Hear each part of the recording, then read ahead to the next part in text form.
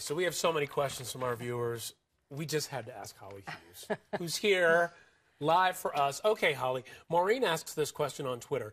Why can her asking for a plea deal not be introduced into evidence? And this is a fact that the jury doesn't know about. The jury doesn't know anything about this plea deal discussion that they had, possibly the discussion about a second-degree plea rejected by the state. We don't, that's what we think it was, but it's a big question, right? It would change the nature of the trial. It absolutely would, and that's why you can't tell them, because if the jury knows that at some point she's willing to take a plea and admit guilt, then there isn't a need for a jury, is there? Because she's admitting, I committed second-degree murder. I'm willing to go to prison for that amount of time.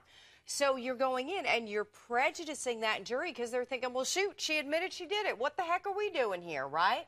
So you can't talk about it. It's the rules of evidence, Ryan, okay? And we've got to follow them as attorneys. So it's a great question for Maureen because logically you're thinking common sense-wise, right? Why wouldn't you want the jury to know that? If the jury is the seeker of truth, why shouldn't they be told everything? Right. Right? Why are there rules of evidence where we say inadmissible? No, no, don't tell them that.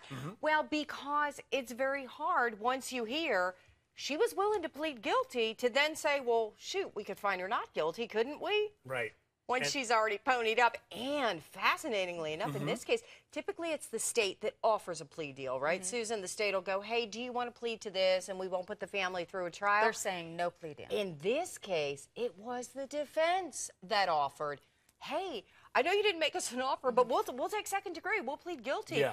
I mean, that right there is so damaging because the state was the one who said, no deal. And I just want to add to that, it doesn't mean, and this is one of the reasons why you don't let it in the courtroom, it doesn't mean that the defense feels that she is guilty of second-degree murder. It means, hey, this case doesn't look so good, so, you know, we're going to put second degree out there as a possibility. Because they don't want to roll the dice on a possible death penalty and a first-degree conviction. And speaking of the jury, Holly, the jury gets a chance to ask questions in Arizona, which is not common.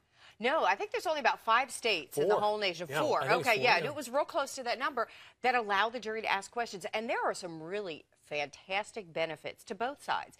Because when the jury gets to submit their questions, you get a peek into their mindset. You get what they're thinking. So you can kind of tell if they're buying your defense or not. Right now, we only read their body language. Yeah. That's exactly right. All right. Yes. Gets us inside the jury's minds.